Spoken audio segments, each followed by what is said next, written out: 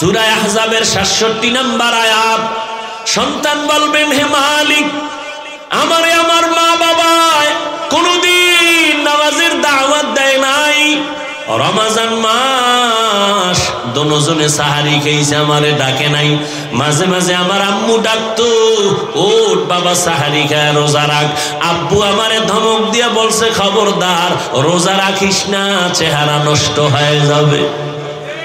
ওই কুলাঙ্গার আব্বাজানের জিগাইতে মনে চায়, রে বাবা তোমার ছেলে রোজা রাখলে চেহারা নষ্ট হবে, আর এখন সারা রাত দরওয়াজা জানালা বন্ধ করে মোবাইল চালায়া কবিরা গুনাহ কবিরা গুনাহ কবিরা গুনাহ করে চেহারা নষ্ট করছে। বলো এই চেহারা তোমার কোন বাবায় ভালো করবে? জিন্দেগি মে বন্দগি তু কর নাহি, जिंदगी में बंदगी तू कर नहीं, जिंदगी बे बंदगी शर्मिंदा है, जिंदगी बे बंदगी शर्मिंदा है। हम सब मुसाफिर दिल ना लगा,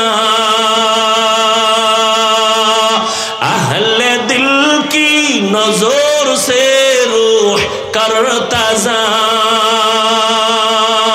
यहाँ हम सब मुसाफिर दिल ना लगा, अहले दिल की नजर से रूह करता जा।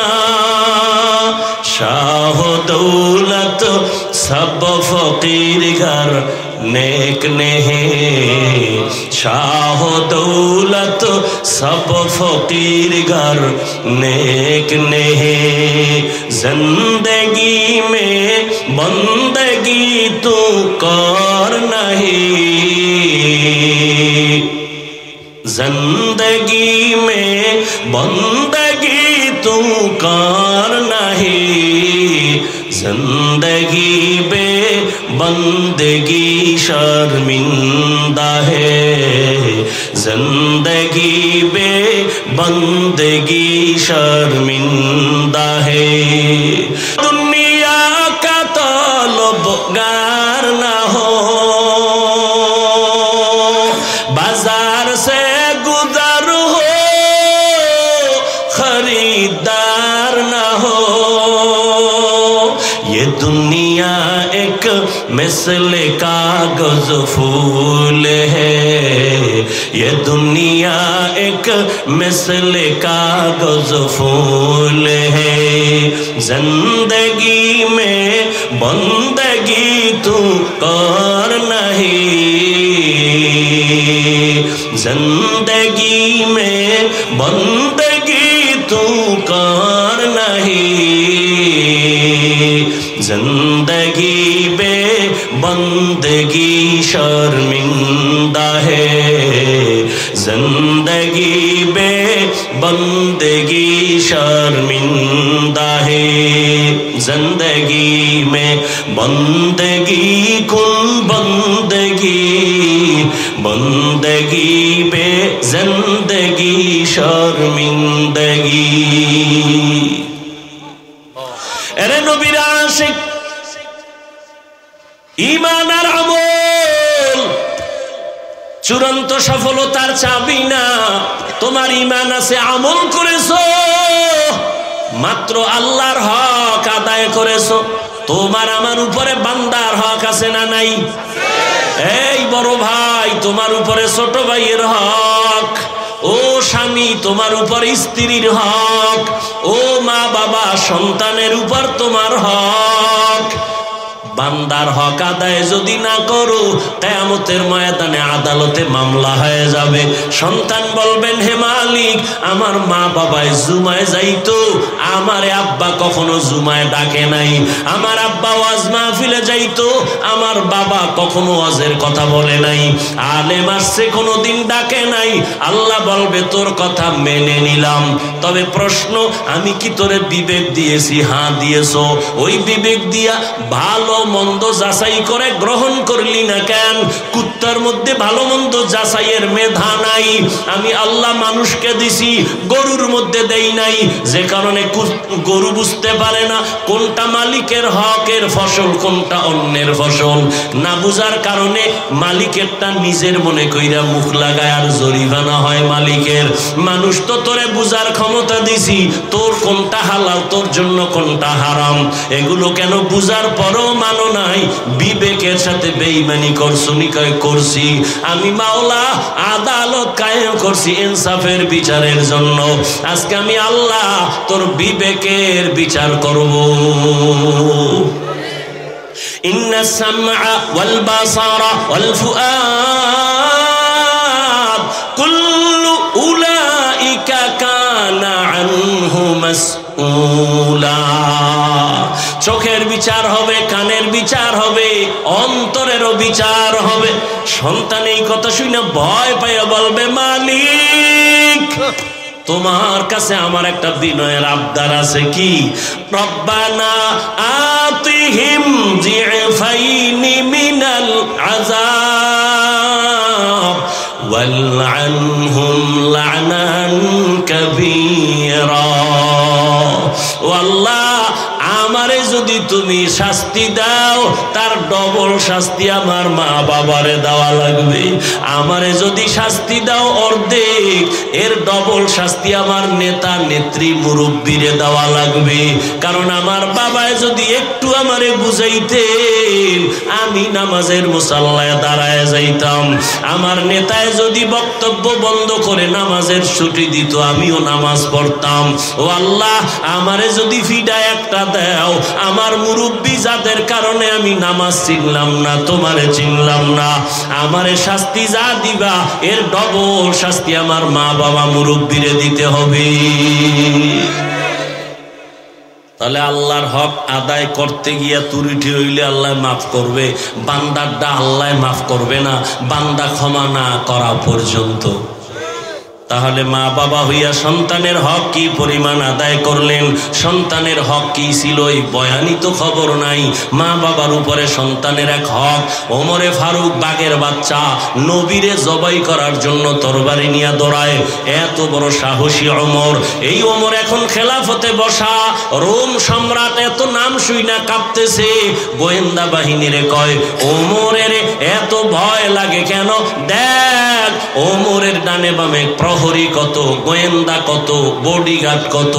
গোয়েন্দারা রিপোর্ট দেয়, অর্ধ জাহানের খলিফা যার নামে জমিনটা থরথর করে কাঁপে, শয়তান রাস্তায় চলতে ভয় পায়, ওই ওমর একা একা চলে, কোনো বডিগার্ড নাই। বডিগার্ড বাঁচাইতে পারে, কপাল ফুরলে জুতা নেওয়ারও টাইম থাকে না।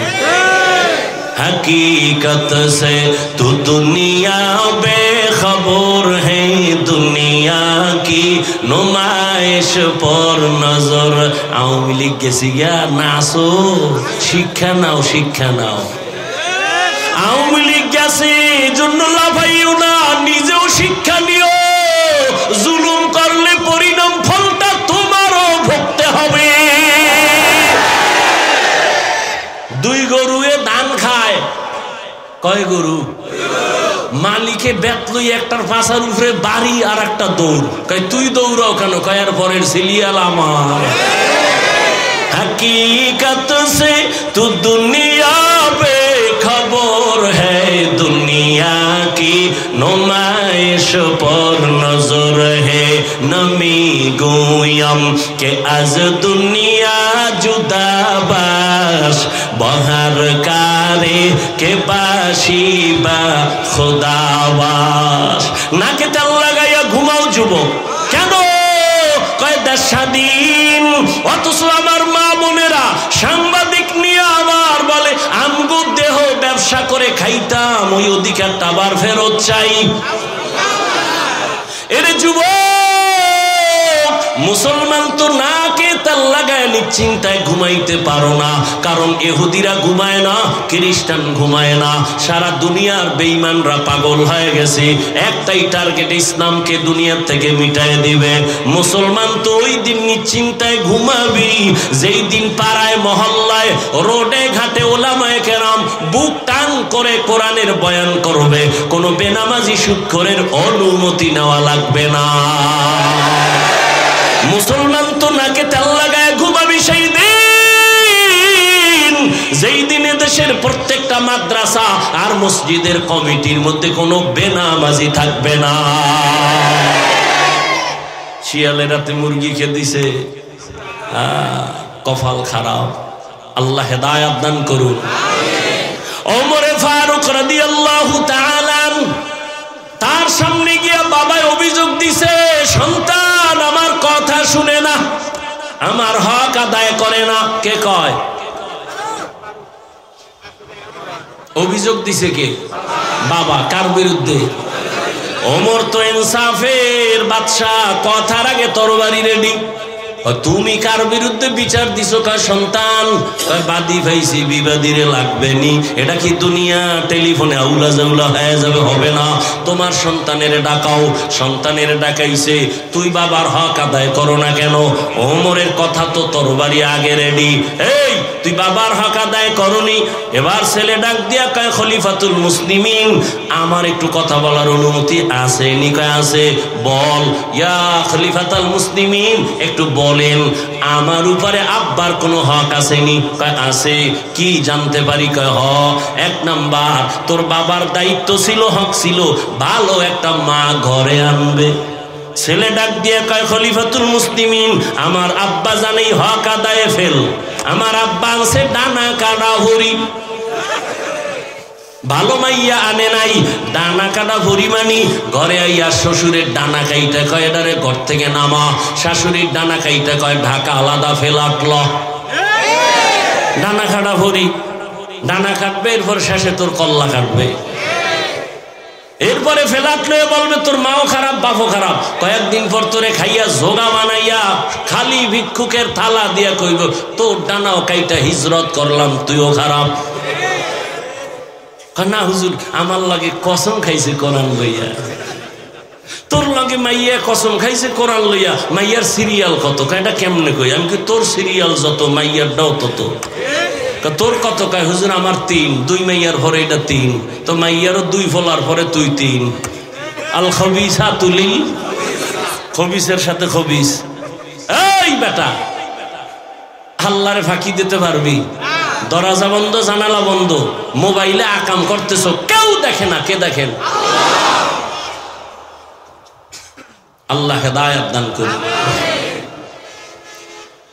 ওমরে ফারুক বলেন, দ্বিতীয় হক হলো নেককার সন্তানের জন্য দোয়া করা। ছেলে বলে আমার আব্বা এ হক আদায় করে নাই। 3 নাম্বার, সন্তান দুনিয়াতে আসার পরে ডান কানে আজান আর বাম কানে ইকামত দিবে, আরবি আওয়াজ, কয়ে হক আদায় করে নাই। এরপরে হক হলো ভালো একটা নাম রাখবে, নাম, কারণ এটারও আদায় করে নাই। কেন? আমার নাম জহুল, জুয়েল, জুয়েল, কোয়েল, দোয়েল নাম। সন্তানের নাম হৃদয়, সবুজ, গম্বুজ, দ্রাস, তুফান। সন্তানের নাম তুফান। নদী, সাগর আছে না? না, সাগর, সন্তানের নাম সাগর। একজনের রাখছে বিপদ, ডাক দিছে বিপদ, হুই না। আর একজনে ভাই আমার তো মহাবিপদ। অথচ রসুলের হাদিস, যদি একটা ইসলামী নাম মদিনাওয়ালার সাথে লাইন লাগায় রাখো, কিয়ামতের ময়দানে একটা নামের বরকতে আল্লাহ জান্নাত দিয়ে দিবে। মুসলমানের ইসলামের নামের অভাব। দুনিয়ার, বাংলাদেশ কেন, সারা দুনিয়ার বেঈমানের বিধর্মীদের মধ্যে আব্দুর রহমান নামে কোন ছেলে আছে? সারা দুনিয়াতে বিধর্মীর ঘরে রহিমা নামের কোন মেয়ে আছে? তোমার ঘরে বেঈমানের নাম কেন? আহ, আল্লাহ হেদায়েত দান করুন।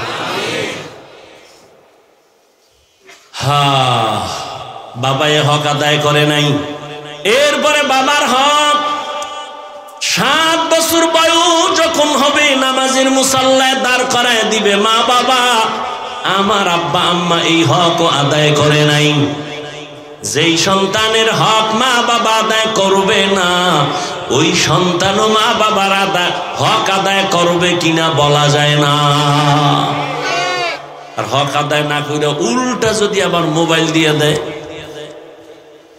আর যদি হারাম টাকা দিয়া ভাত কাপুর খাওয়ায়, তাহলে ও মক্কায় যদি 50 বছরে ইতিকাফ করে এরপর মা বাবার খেদমত করবে না। হারাম খাওয়ান না সন্তান কোনোদিন মা বাবার সম্মান করবে না। আল্লাহ হেদায়েত দান করে। কথা বললে কি আর শেষ হবে? খোদায় জবান যতদিন খোলা রাখছে চলবে, বন্ধ হবে কথাও কি বন্ধ। অতএব আর না, এতটুকুই মূল কথা। কি বুঝলাম?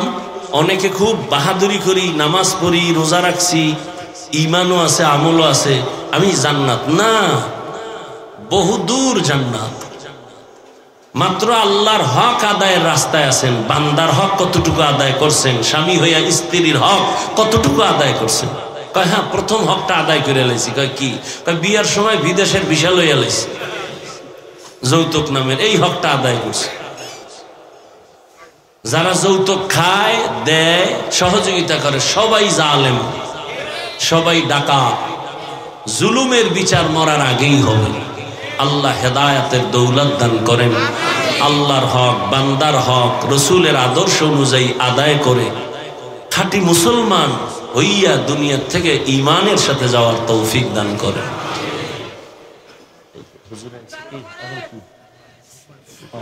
আচ্ছা, তো বয়ান শুনতে থাকেন। এই ভাই উঠা বসা করবেন না, আমি শুরুতেই বলছি বান্দার আশেক হইবেন না আল্লাহ। হ্যাঁ, সবাই থাকেন, উঠা বসা করবেন না। আমি যেটা বলছি এটা মানলে শুইনা দোয়া করবো যে হ্যাঁ শুনবো তো যে হুজুর বইলে গেছে কেউ উঠে নাই, তখন আমি দোয়া করবো কি যে মানুষগুলো খুব আদবওয়ালা, আলেমকে সম্মান করে। আর যদি পরে শুনি যে সব ওইটা ভাগছে, তখন বুঝবো না মানুষ আলেমকে মহব্বত করে নাই, মানুষ আল্লাহর মহব্বত নিয়ে বসে নাই। ব্যক্তিকেন্দ্রিক মহব্বত নাজাতের জন্য যথেষ্ট না। অতএব ধৈর্যের সাথে বসবেন, এটাই দোয়া। কেউ ধাক্কাইয়া আমার মুসাফা করবেন, হাত মিলাইবেন, আমি যেটা বলছি এটার উল্টা করলে দোয়া আসে না, বড় দোয়া আসে। আমি বলছি আপনি বসবেন, আপনি মুসাফা করবেন কেন ধাক্কাইয়া? এই মুসাফা তো বরকত হবে না। আবার ছবি তোলার জন্য পাগল হইছেন, এর দ্বারাও তো ওই মুসাফা, ওই সালামে কোনো বরকত নেই। অতএব ধৈর্যের সাথে বসেন, দীর্ঘ সময় ওলামায়ে কেরাম আলোচনা করবেন, শেষ দোয়া করে যাবেন। সুবহানাল্লাহি ওয়া বিহামদিহি, সুবহানাকাল্লাহুম্মা বিহামদিকা, আশহাদু আল্লা ইলাহা ইল্লা আনতা আস্তাগফিরুকা ওয়া আতুবু ইলাইক। আমি তো আদর্শনগর থাকি মাতুয়াইল। 27শে ডিসেম্বর মাহফিল, জুমার নামাজ ওখানে হবে মাঠে, সবার দাওয়াত।